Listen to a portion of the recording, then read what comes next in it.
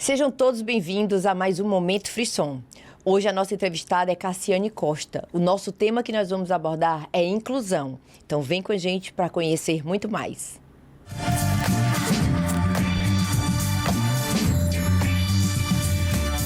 Muito obrigada por aceitar o nosso convite. É uma honra ter você aqui.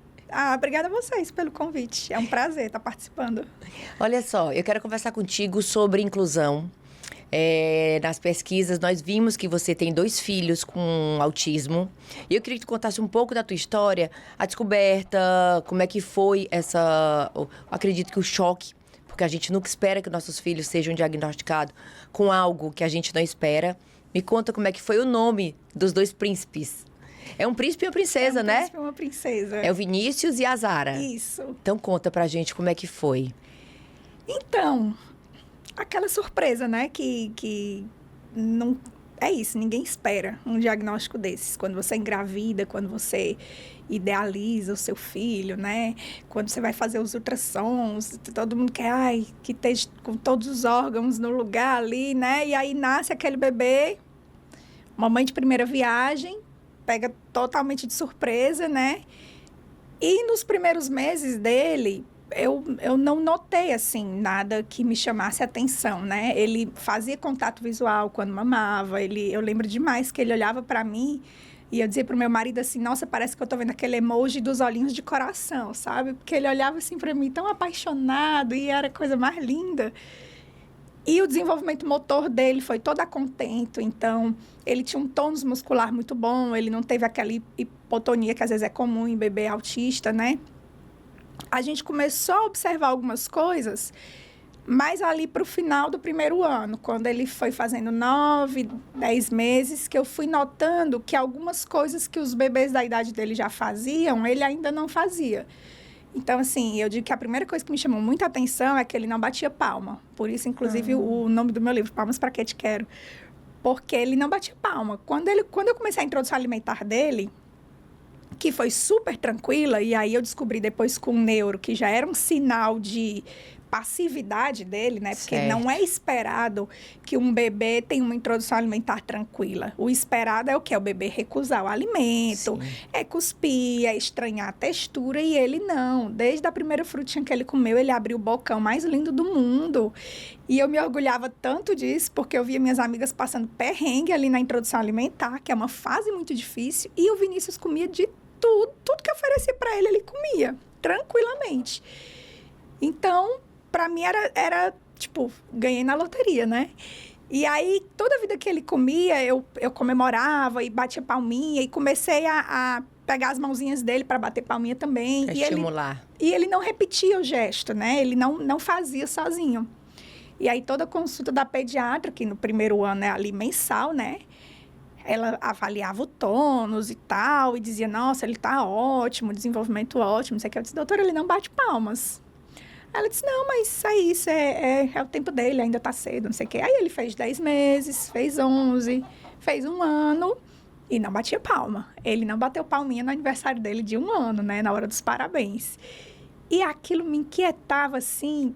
Coração de mãe, sentindo... Demais. Eu disse, gente... Por que esse menino não bate palma? A gente cantava musiquinha e a gente batia palminha e pegava a mãozinha dele e quando soltava ele não fazia. E aí depois das palmas vieram as outras coisas, né? Ele não mandava beijo, ele não dava tchau.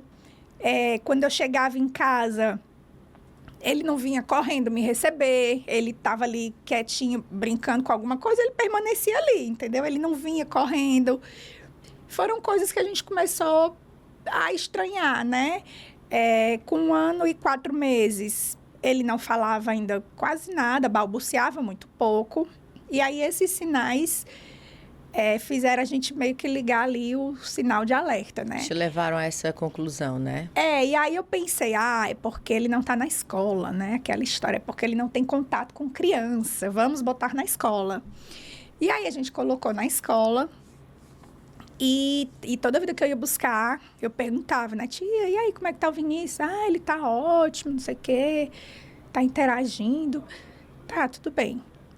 Aí, um dia eu fui buscar ele, e aí, como é que tá o Vinícius? Pergunta de sempre, aí ele disse, não, ele tá ótimo, só é difícil arrancar um sorriso dele. E aquela frase me marcou tanto, que eu lembro até hoje. É difícil arrancar um sorriso dele. Eu disse, gente, como assim?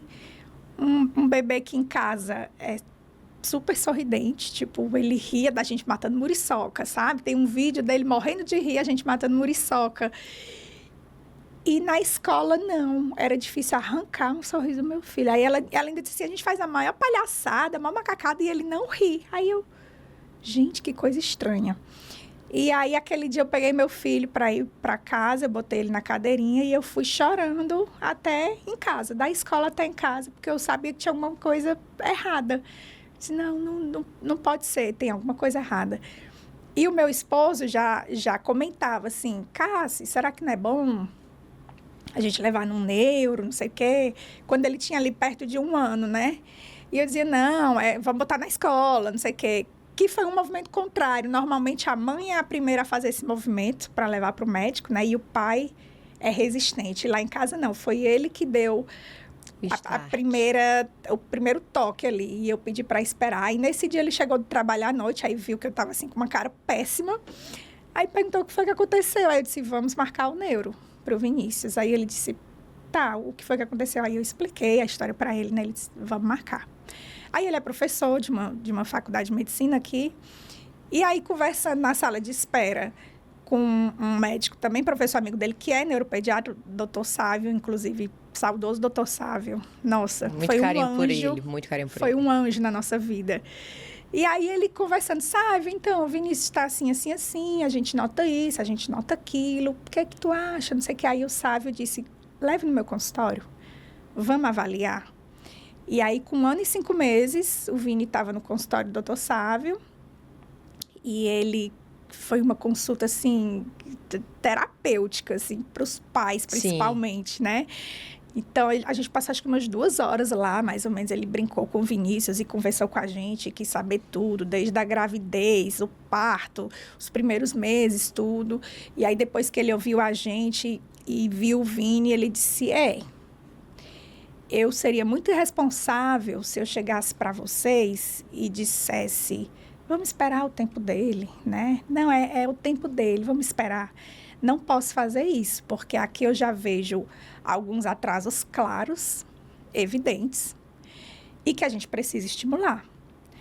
Eu não posso fechar um diagnóstico agora, porque também eu não tenho ferramentas suficientes. Mas existem, sim, alguns sinais. Aí ele falou em TEA, né? Que na hora que ele falou, chegou, meu corpo inteiro gelou, assim. Eu disse, meu Deus. E aí ele explicou sobre o espectro, como hoje era uma coisa, assim, bem diferente do que se conhecia há um tempo atrás, né? E aí ele disse, olha, o Vinícius tem um potencial muito bom. Eu olhando para ele aqui, eu acredito muito que com o direcionamento correto, ele vai ter um desenvolvimento a contento. Mas a gente precisa estimular, a gente não pode deixar de lado. E aí, a gente já saiu do consultório com indicação de fazer fono e TO.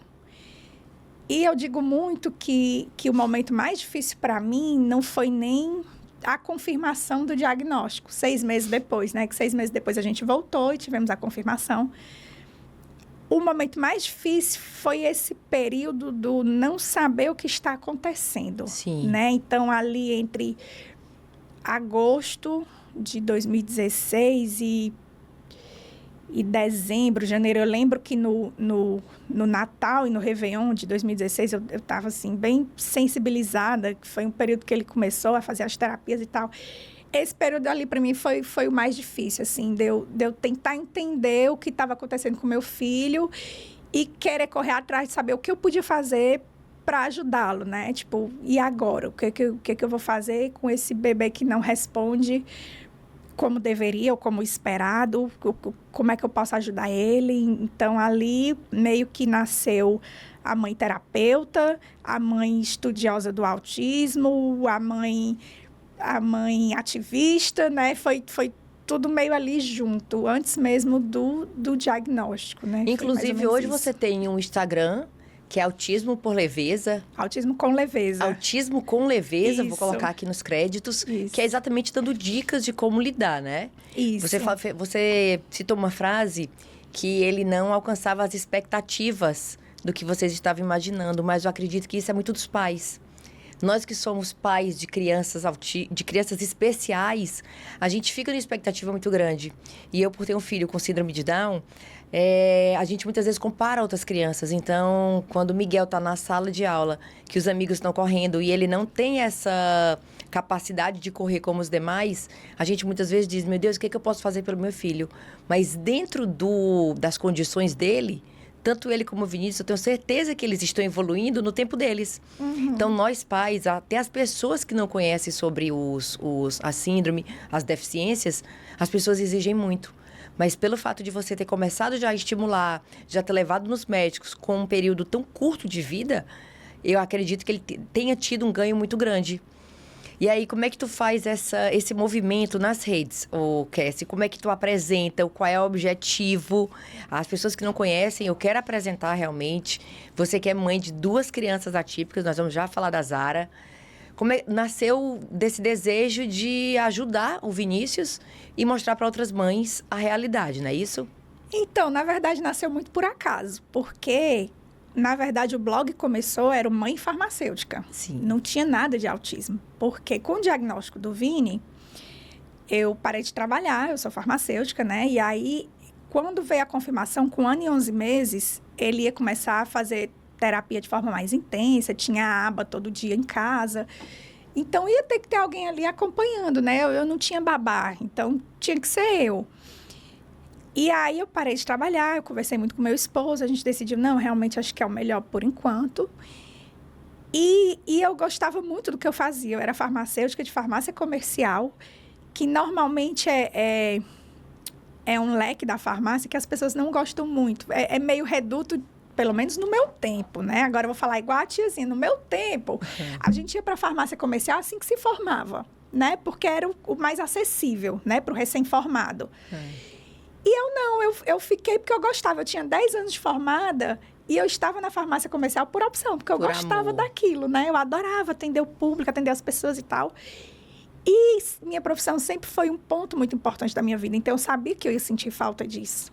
E aí eu disse, bom, já que eu não posso estar na farmácia, eu quero ajudar com as redes sociais. Eu disse, então, eu vou abrir uma Mãe Farmacêutica, onde eu dou dicas farmacêuticas para mães. Então, eu pegava aquelas dúvidas mais comuns do balcão de farmácia e levava para o Instagram. E assim nasceu Mãe Farmacêutica. E o Vini aparecia muito pouco, assim, só numa foto que falava que antialérgico dá sono. Aí eu botava uma foto dele dormindo, mas ele aparecia muito pouco. E eu lembro que a primeira vez que eu falei sobre autismo no meu Instagram foi quando eu tirei a guia do estacionamento preferencial. Sim. Né? Eu tirei a guia do estacionamento preferencial e eu postei e eu falei assim, eu lembro até hoje da legenda, foi em junho de 2017. E aí eu falei, hoje a dica é de utilidade pública. Você sabia que autistas também têm direito à vaga preferencial? Porque era uma coisa que eu não sabia. Eu era a pessoa que via uma pessoa descendo, andando da vaga preferencial e eu julgava. Sim. Disse, gente, é vaga preferencial e a pessoa tá parando e não sei o quê. Julgava porque eu não conhecia, por falta de conhecimento, né? Eu achei que fosse só deficiência física. E aí eu explicava que não era só deficiência física, era toda deficiência que tinha direito. E aí, quando eu postei a foto, né, ali da guia do Vini, o meu marido veio conversar comigo, assim, com muito jeito, com muito tato. Cássia, assim, será que é legal a gente estar falando sobre o diagnóstico do Vini, assim, no Instagram, um lugar onde qualquer pessoa tem acesso? Será que ele, quando crescer, vai gostar de ser exposto assim? Porque o Sávio falava muito assim, não, o Vinícius, quando for adolescente, ninguém vai nem perceber que ele é autista. Ele vai ser ali o esquisitão da turma, mas ninguém vai nem perceber, porque ele tem um potencial intrínseco muito bom. E realmente, hoje, se ele chegar aqui, se a pessoa não conhecer, acha ele uma criança diferente, mas não diz que é autista. Não tem cara, né? Sim. É aquele termo, não tem cara de autista. E aí ele veio dizer, o Sávio disse, será que ele vai querer que as pessoas saibam do diagnóstico dele? Será que a gente não está invadindo um pouco uma área que seria privativa dele? E aí eu fiquei muito mal com isso, assim, de pensar que eu podia estar expondo meu filho. invadindo a privacidade dele, né? E aí eu chorei, assim, tudo que eu tinha para chorar. Passei um dia com a cabeça louca, aí eu disse... Aí conversei comigo mesma e com Deus e com um amigo muito querido.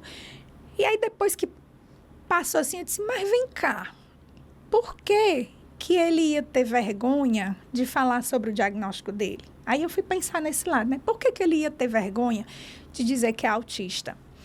E aí eu vi que é o preconceito, né? Ali o capacitismo, tipo, é como se fosse, a pessoa tem uma deficiência, é uma mancha, é diminuir a pessoa, né? Tornar ela menos. Então, é preferível esconder do que você falar a respeito, né? Porque o que as pessoas vão pensar? Como as pessoas vão tratar diferente. E aí eu disse, está errado isso. Ele não tem que ter vergonha de ser quem ele é. Eu não quero ver meu filho sobrecarregado quando sair de casa, escondendo os instintos dele, se contendo porque está num ambiente, não posso ser assim, não posso ser assado. Sim, sabe? sim. Eu não quero que ele tenha vergonha, eu não quero que ele precise esconder isso de ninguém. Então, eu não vou esconder. Porque se ele cresce numa casa onde a família não comenta, onde a família não fala para ninguém, ele vai pensar, é isso que eu tenho que fazer, porque a minha família não fala para ninguém, por que eu tenho que falar? Eu disse, não, tá tudo errado, eu quero que todo mundo saiba, todo mundo que me conhece e conhece meu filho, vai saber que ele é autista, e tá tudo bem. É só uma característica dentre as várias que ele tem. Então, eu digo que naquele ponto, nasceu a mãe ativista. Ali eu comecei a falar de autismo nas minhas redes sociais.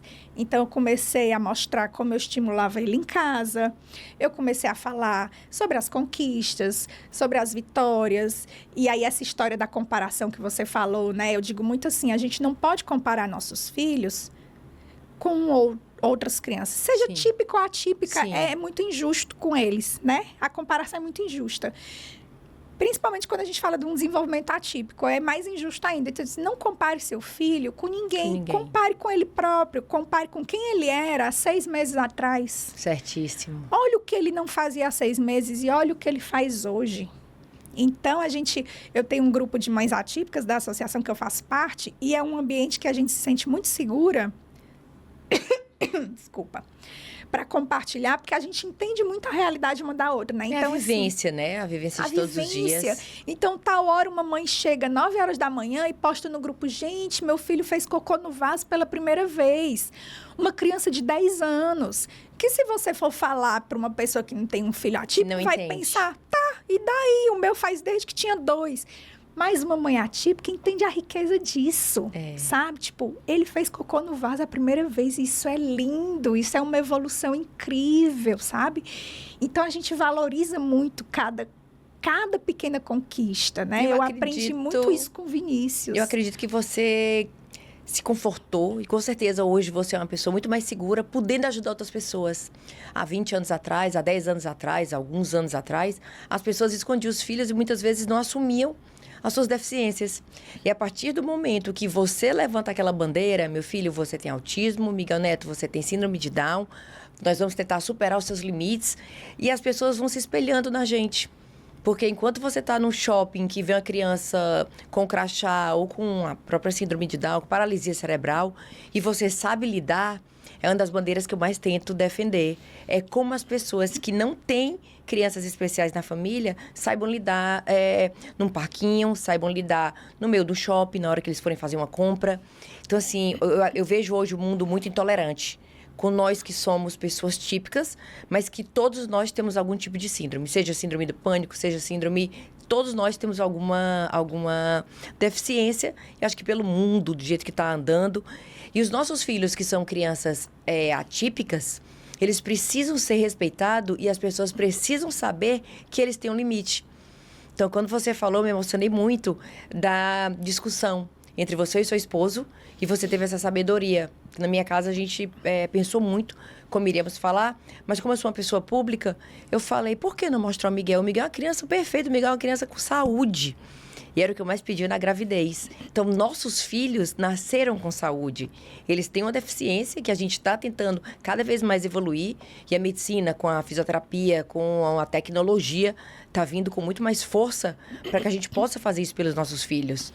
Então, eu acredito que a defesa nas suas redes sociais, ela tenha um cunho de ajudar muitas outras pessoas que se espelham na sua história. E eu sou neurodivergente também, né? Tu falando aí, nós que somos tipo, eu tive meu diagnóstico aos 35 anos de autismo também, né? Autismo e altas habilidades.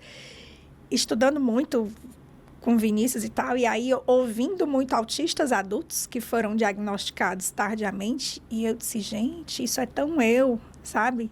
Você se viu, né? Nossa, eu me identificava com tanta coisa, sabe? Na época da pandemia, que tinha lives e mais lives, eu ouvia assim, e eu dizia pro meu marido, eu disse, Diego, parece que ele tá falando de mim. Olha isso aqui, aí eu botava ele para escutar, né? Sim. Também aí ele disse, é tu todinha, sabe? Então, com 35 anos eu tive meu diagnóstico. E como também. foi tua descoberta? Qual foi a sensação? Olha, eu digo que a minha aceitação foi mais difícil do que a aceitação do diagnóstico do Vinícius. Porque na época dele, eu via muitos prejuízos. Para mim, estava muito claro ali que tinha alguma coisa errada, né? O diagnóstico veio só dar um nome ao que eu já anotava. Mas quando veio meu diagnóstico, bateu meio aquela síndrome da impostora, sabe? Assim, aquela coisa, como é que eu posso ser autista? Se eu sou tão funcional, né? E aí a gente entende por funcionalidade o que? A pessoa levar uma vida normal, né? Sim. A pessoa faz uma faculdade, se forma, tem amigos, casa, tem filhos, tem uma casa estruturada. Então, isso é dentro do normal. Mas ali por trás, tem muita coisa que eu não sou muito funcional, tá entendendo? Então, assim, eu sou uma pessoa que não sabe comprar roupa sozinha. Porque eu não sei olhar uma roupa e pensar, caiu legal. Ficou bom. Isso combina com isso. Isso eu não sei, entendeu? Não sou essa pessoa. Se eu tivesse hoje usado 2 peças, uma blusa ou uma saia, e 2 peças separadas, eu ia ter que mandar a foto para minha irmã para perguntar, Kátia, tá legal para eu ir ali para um podcast? Aí eu escolhi o macacão, porque era uma peça única, então era mais fácil, mais difícil de errar, né? Uhum. Então, assim, eu não sei, nunca aprendi a cozinhar, não por falta de tentativa, mas porque alguns conceitos da cozinha, para mim, são muito abstratos e eu não consigo entender. Tipo, pitada, a gosto, sal a gosto, mexa até dourar. Mas é um dourado de que tom? É um dourado assim ou é um dourado assim? Tá entendendo? Uhum. Qual o tom do dourado? Eu preciso de informações muito precisas. E a cozinha não tem isso. Uhum. A cozinha não tem isso. Mexa 5 minutos. Não, mexa até despregar da panela. Até engrossar. Mas engrossar como? Então, assim, são coisas que para mim são muito difíceis. E mesmo assim, o trato social, eu digo muito, parece desenrolada, mas tenho dificuldades sociais. Eu cheguei aqui e quando eu soube que a Fran não ia estar, que foi quem me convidou, eu já travei assim. Eu disse, meu Deus, a Fran não tá. Eu disse, calma, vai dar tudo certo. É como se fosse a segurança, né? Entendeu? Então, aí a moça já me recebeu super bem, as duas, aí eu já fui me acalmando mais. Você também foi uma querida, então eu já fui, disse, não, vai dar certo. Tô aqui sentada, tô confortável. Observei o ambiente antes, tá entendendo? Mas são coisas que, para mim, são difíceis. Na época do 28 de junho, que é o dia do Orgulho Autista, me convidaram para participar de um podcast e, no mesmo dia, me convidaram para participar de outra. A mesma moça, da mesma empresa. E aí eu disse, não, eu não posso participar de 2 eventos no mesmo dia. Ela disse, não, mas isso é rapidinho. Disse, não, eu não consigo, sabe? Então, assim, é um limite que hoje eu me respeito. Porque eu sei que me sobrecarrega. Não sofre, né? Entendeu? Sim. Em outros tempos, eu ia querer agradar todo mundo, ia querer participar dos 2. No final, eu ia estar com uma baita ressaca social, sobrecarregada, entendeu? Então, hoje eu me respeito muito mais. Eu sei que se eu vou participar desse evento de manhã, a minha energia social vai estar toda ali. À tarde, não conte comigo para nada que exija muito de mim. Mas, assim, tá que entendendo? legal que você consegue se permitir fazer isso. Muitas pessoas, eu digo até por mim mesmo, muitas vezes eu já gravei programas para Record News E eu tinha que fazer vários programas para poder fechar a grade do que eu tinha me comprometido. E essa ressaca social que você está falando, eu entendo ela perfeitamente. Quando eu ia gravar, eu sofria uns 2 dias antes. Na hora da gravação, sempre dava aquela adrenalina. Quando eu terminava, eu dizia, meu Deus, um caminhão passou por cima de mim. Até o dia que eu comecei a entender que eu estava gravando por opção, que eu estava fazendo aquele trabalho porque eu gostava, mesmo sofrendo, o resultado sempre era maravilhoso, mas a gente se permite. E eu acredito que a maturidade que você teve para se permitir chegar a esse ponto faz com que você seja mais leve. Confesso a você que na hora que eu cheguei eu não percebi nada. Você, assim, se você disser, Gaída, descreve a tua entrevistada. Uma mulher calma, uma mulher segura. E até olhando por gestos, eu faço muita leitura pelo comportamento da pessoa. Você em nenhum momento se bloqueia. Você em nenhum momento desvia o olhar. Então, assim, eu acredito que o trabalho que você fez para o seu filho, você se identificou com muita perfeição e muita obrigada. Discrição. Então, isso é muito importante. Eu acredito que para os adultos, quando descobrem que tem algum espectro, quando descobrem que se aceitam realmente ter essa informação, acho que acaba sabendo tratar melhor. Porque é com você. Quando a gente fala de filhos, a gente não vai saber o que está passando na cabeça dele, o que ele está pensando, o que ele quer comer, qual é o sentimento. E nós, mães, pais, vamos sempre querer fazer o melhor e proporcionar tudo que é bom. Mas muitas vezes a gente não sabe. Então, eu acredito que no adulto, nós temos 2 funcionários aqui no Grupo Cidade que descobriram que tem autismo. E eles falando, eles têm filhos também. E essa troca de experiência, a gente consegue ampliar a mente com muitas outras informações. E eu acho que é isso que é importante. Nós que temos... Desculpa. Nós que temos a força da comunicação, nós precisamos falar para as pessoas. Se você tem autismo, procura um tratamento, procura se entender, não sofra. Não sofra. Ah, porque eu vou ser julgada. Todos nós somos julgados de qualquer forma.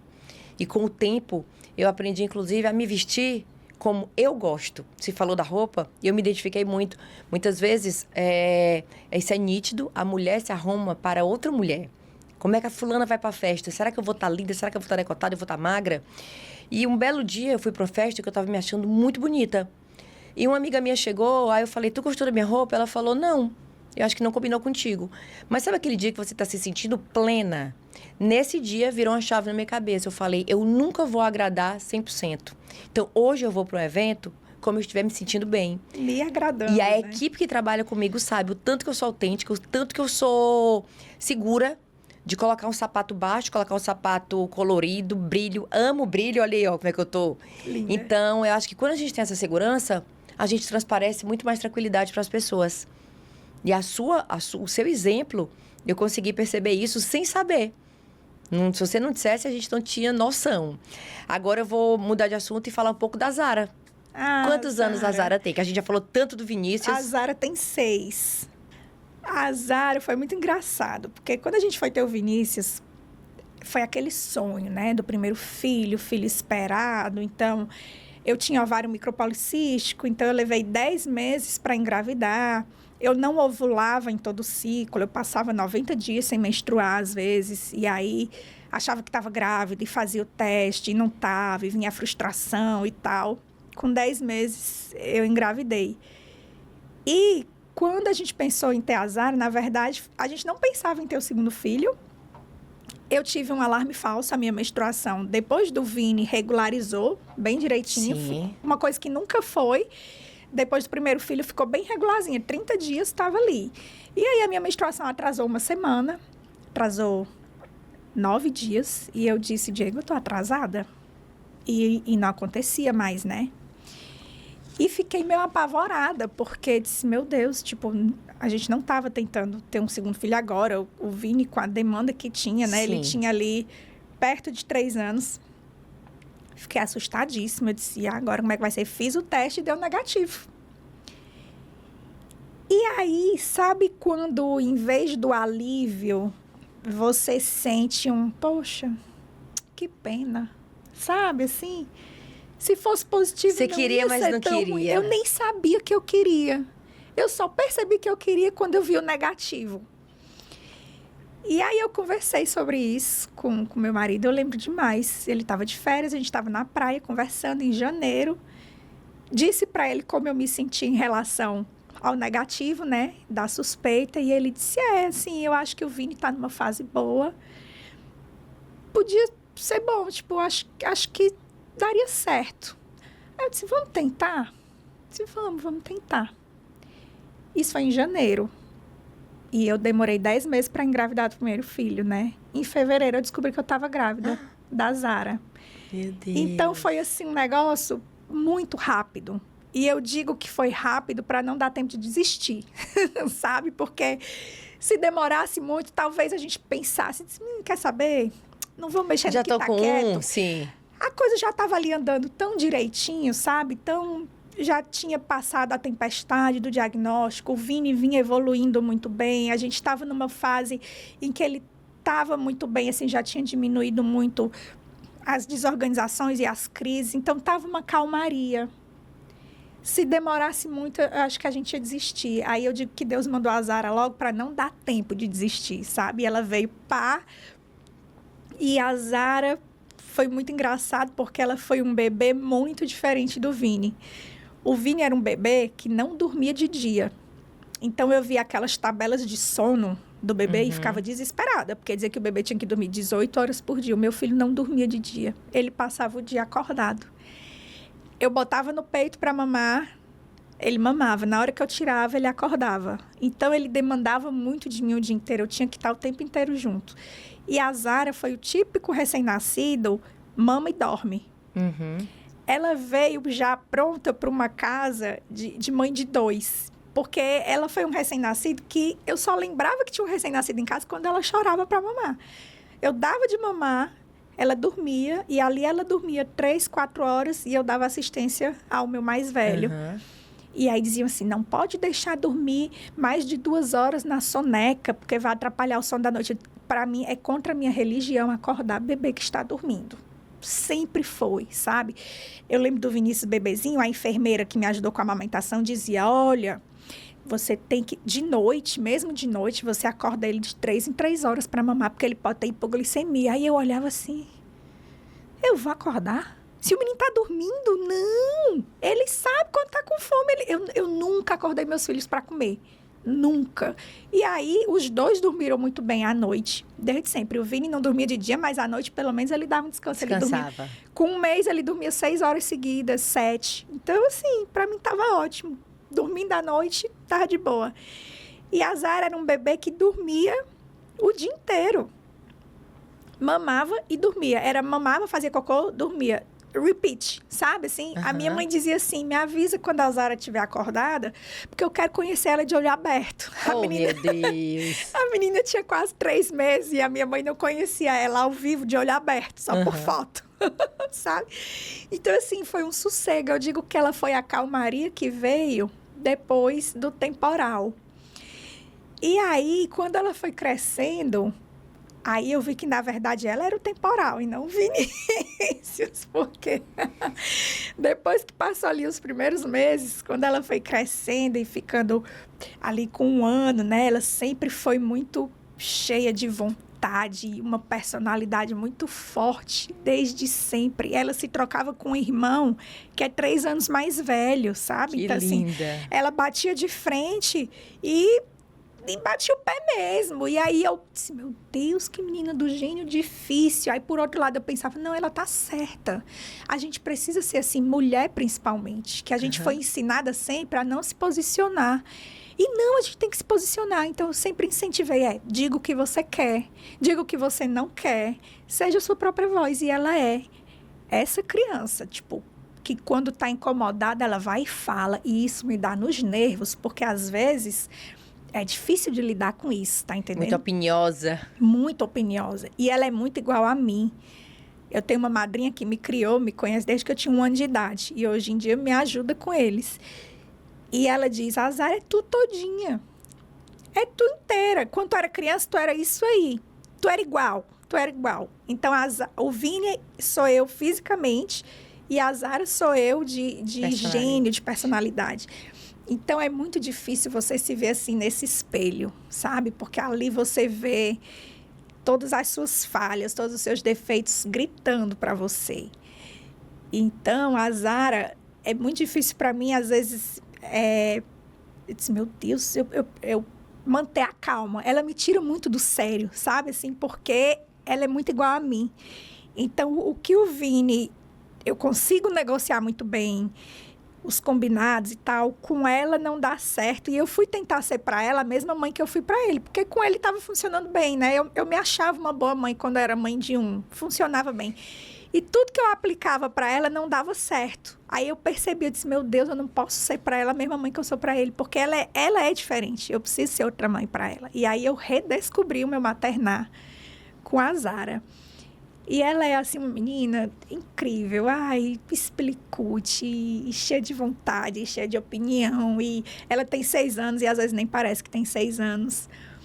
E sobre o diagnóstico dela, enquanto o Vini teve sinais muito evidentes, muito novo, ela já atendeu os marcos de desenvolvimento, já todos a contento, né? Então, ela imitava, ela batia palma, ela dava tchau, ela mandava beijo, ela começou a falar muito cedo, tudo isso. Só que o que é que ela fazia que o Vini não fazia? Ela tinha pouco contato visual comigo na hora da mamada.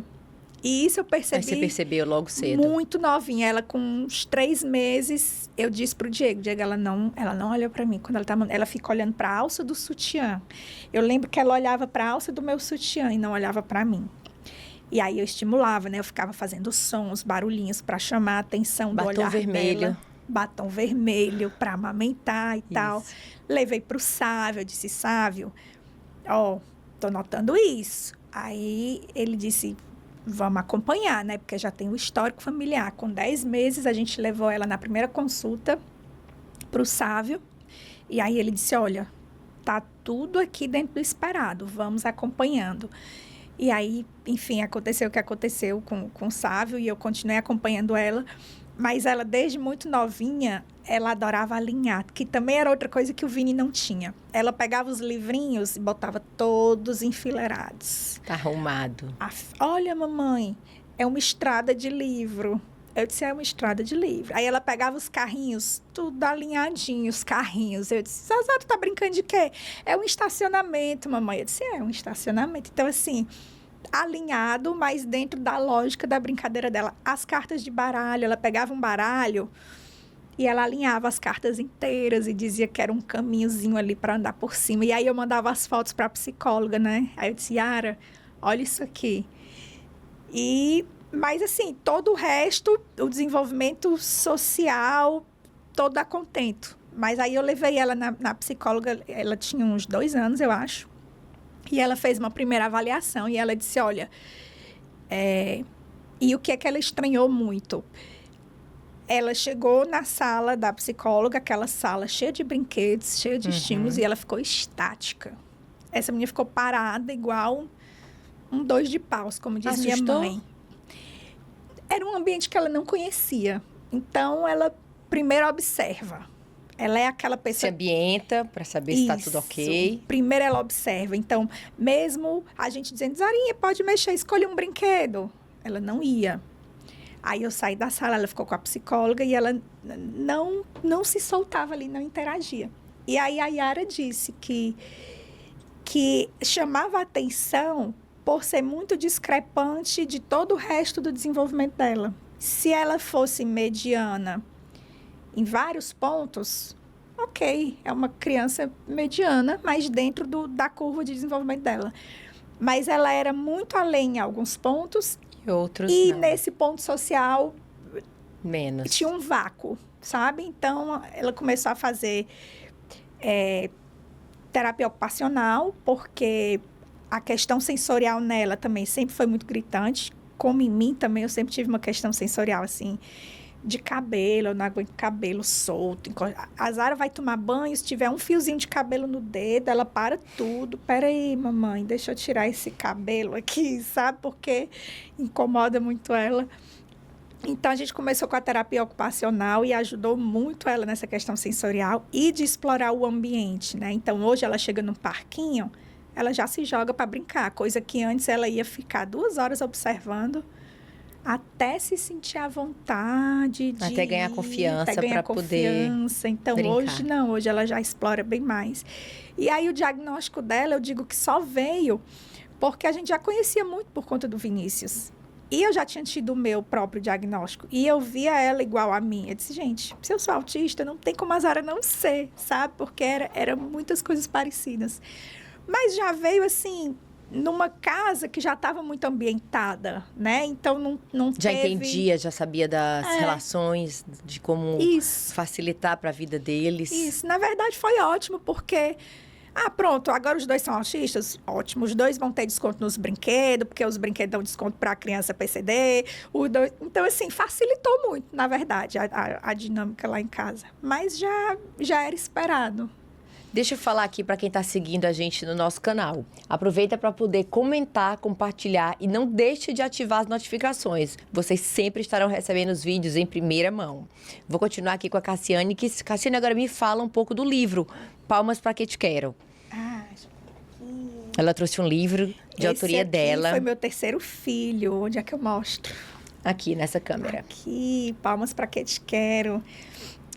E ele nasceu meio também por acaso, assim. Comecei uma farmacêutica. Ele é do tempo da mãe farmacêutica, inclusive. Eu falo aqui do blog como mãe farmacêutica. E comecei a escrever muito, né? Depois que eu tive filho, aquelas coisas, aqueles tormentos da recém-mãe. Mãe de primeira viagem. Mãe de primeira viagem, o desespero. Era como eu sentia um pouco de alívio, era quando eu botava para fora aquela angústia, aquela confusão de sentimentos ali, né? Fui escrevendo para as redes, e aí veio o diagnóstico do Vini, e aí contei sobre o diagnóstico dele, como a gente estimulava e como foi passar por isso, e como foi, as pessoas falam muito em luto, e eu não gosto nem muito de usar essa palavra, porque eu não consigo nem imaginar o que é um luto de uma mãe, sabe? Então, assim... Engraçado como as pessoas comparam muito a dor. Uma informação, e o luto é a morte, o luto é o fim. Exato. E uma criança diagnosticada com qualquer tipo de síndrome, qualquer tipo de doença, não é um luto. A mãe pode até sofrer, mas essa palavra é muito forte. Fim, não, né? não é o fim. As pessoas veem como fim. Eu digo, não é o fim, é um recomeço. É você reaprender, ajustar a rota, né? Mas não é o fim. Meu filho estava ali na minha frente, como é que eu vou falar em luto, tá entendendo? Então, eu nem gosto desse termo. E eu digo que a minha aceitação... Eu tive muita ajuda da Andrea Werner. Não sei se tu conhece, mãe ativista. Pronto, eu conheço, assim... Das redes sociais. A Andrea Werner foi a minha luz no fim do túnel. Quando o Vini... Quando ela lançou o primeiro livro dela, Lagarta Vira Pupa, eu soube totalmente por acaso, porque eu era uma pessoa anti-redes sociais. Sim. Meus amigos dizem, como é que logo tu foi virar blogueira? Tu que nem usava nada. Sabe? Porque eu não usava muitas redes sociais. E aí eu vi um post impulsionado dela por acaso, falando sobre o lançamento do livro, a pré-venda, né? Falando que estava fazendo essa pré-venda para ajudar no financiamento. E me tocou muito a história dela, ela falar do filho dela, que foi meio... Ela viu como um autismo regressivo, porque ele fazia algumas coisas e foi perdendo habilidades, Sim. né? E eu lembro que o Vinícius tinha uns 8 meses, estava na cadeirinha de alimentação quando eu vi esse post dela. E eu dei um abraço nele, assim, bem grande, e fui chorando contar pro meu esposo. Eu disse, Diego, eu vi um post de uma mãe que o filho... Quer dizer que o filho ainda pode perder a habilidade, quer dizer, o bebê que a gente tem hoje aqui, de repente, pode não fazer mais o que está fazendo, e aquilo me deu uma angústia, sabe? Aí eu comprei o livro dela na pré-venda, chegou o livro, eu nunca li, ficou ali encostado na prateleira. Depois dessa primeira consulta com o Sávio, que ele falou em autismo, eu lembrei do livro dela. Eu disse, eu vou ler o livro dela. E eu digo que todo o meu processo de aceitação foi ali naquele livro. Eu lia e eu me identificava tanto com tanta coisa. E, ao mesmo tempo, quando ela falava alguma coisa do Theo, que o Vini fazia, me dava aquele... Disse, não, mas o Vini faz isso aqui, então ele não é autista. E aí, depois vinha outra coisa, eu disse, não, mas ele é autista. Então, foi essa gangorra, sabe? Ele não é, ele é. E quando eu terminei o livro, eu vi aquela mãe fortalecida em contar aquela história e contando aquilo ali. Eu disse, cara, é isso. Se meu filho for autista, tipo, tá tudo bem, vamos lutar para dar o melhor que a gente pode para ele. Então, eu digo que ela foi, assim, a minha luz no fim do túnel, e eu tive a oportunidade de conhecer ela pessoalmente, fiquei muito emocionada, dei um abraço nela. E quando eu escrevi o livro, na verdade, foi meio que uma junção dos textos que eu tinha, eu fui escrevendo e as pessoas foram perguntando, e aí, o livro? E o livro? Quando é que vem esse livro? Como assim? Eu disse, será? Aí eu fui vendo que já tinha muito material, né? Eu disse, poxa, o livro da Andrea Werner foi tão reconfortante para mim. Se eu puder, assim, ajudar uma mãe que seja, ser a luz para essa mãe, como ela foi para mim, eu já estou feliz, tá entendendo? Que legal. E aí eu botei, nasceu o livro, e o título foi sugestão de uma amiga querida, a Tânia, que é escritora e fez toda a revisão do livro, e ela que me deu esse título de presente. O nome do livro ia ser A Força que Vem do Amor, que é o nome de um dos poemas que tem no livro. E aí ela disse, não, o seu livro vai ser Palmas para Que Te Quero. E no dia que ela me disse, chorei, assim, quando ela me falou. Eu disse, é esse o nome, sabe? Porque é isso, essa questão das palmas sempre teve ali muito, muito presente na, algo que te na marcou, minha caminhada. né? Foi. E aí nasceu Palmas para Que Te Quero, meu terceiro filho. Foi um trabalho que eu fico, assim, muito feliz de ter feito. Tem desenhos de crianças autistas, então cada capítulo tem um desenho feito por uma criança autista. E foi um trabalho, assim, que eu abracei muito e me dediquei muito, e eu fico muito feliz quando vejo o resultado. Cassiane, onde é que a gente pode encontrar teu livro? As pessoas que tiverem interesse e quiserem comprar. Pronto, ele está na Amazon, em e-book e livro físico. E eu vendo também no Instagram, pode entrar em contato comigo. E eu vendo também no Uber. Eu sou motorista de Uber agora. Então, eu vi. Sou motorista de aplicativo. E eu vendo no livro, foi um start que me deu assim. Eu já fui mais ativa nas redes sociais. Hoje em dia eu estou bem menos. Porque, enfim, eu tive uma ressaca pesada, assim, depois de um período de trabalho muito intenso. E aí dei um tempo. E aí eu quase não divulgo mais ali nas redes sociais. Mas quando foi esse ano, eu disse, menina, eu vou botar o livro para vender no carro. E aí eu deixo ele no carro, preso no apoio de braço, virado para o passageiro, Sim. né? Nem falo nada. Aí o passageiro que vê e se interessa, pergunta. Disse, eu que escrevi. E eu tenho vendido muito dentro do carro para passageiros. Se a gente quiser chamar a Cassiane para ser nosso Uber, como é que a gente faz? Tem que chamar no Zap para agendar a corrida e a gente tentar organizar com a rotina louca de 2 filhos, né? Tá. Mas então já fica essa dica também. Dá para agendar a corrida, sim. Cassiane, eu queria que você mandasse sua mensagem para as mães, para as pessoas, as mães atípicas, de tudo isso que você passou, qual a maior lição que você pode dizer hoje? Acredite no seu filho, sabe? Assim, acredite que ele vai ser o melhor possível dentro das condições dele. Nunca deixe de acreditar, sabe? Assim, não olhe para o seu filho e diga, meu filho nunca vai fazer isso. Primeiro, será que ele realmente precisa fazer isso? Legal. E se ele precisa, ele pode fazer do jeito dele, né? E não como a gente está acostumado a ver, né? Então, assim, o Vini nunca quis saber de mergulhar a cabeça na piscina. Foi uma coisa que eu sempre quis ensinar os meninos a nadar, porque eu me preocupo, questão de segurança, né? E ele fazia natação, a Zara também fazia natação, e também nenhum dos dois mergulhava a cabeça, tinha essa resistência muito grande. E hoje, o Vini está com 10 anos, e ele aprendeu a mergulhar sozinho, assim, já com 8 anos, 8 para 9 anos.